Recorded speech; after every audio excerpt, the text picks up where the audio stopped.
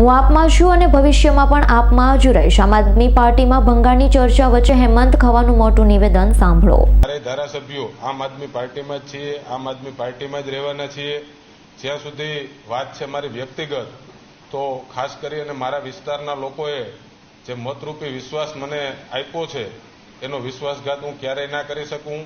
હું આજે આમ આદમી પાર્ટીમાં છું, આવતીકાલે આમ આદમી પાર્ટીમાં રહેવાનો છું અને કાયમીને માટે આમ આદમી પાર્ટીમાં રહી અને મારા વિસ્તારના લોકોની સેવા કરવાનું જ પસંદ કરીશ।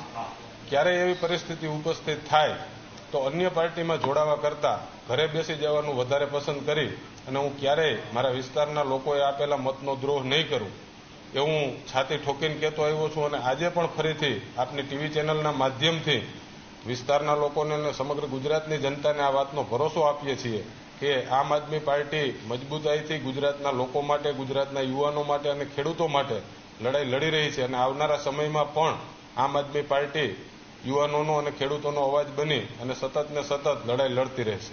અમારી તમામ માહિતીથી અપડેટ રહેવા માટે જોડાયેલા રહો S9 ન્યૂઝ સાથે।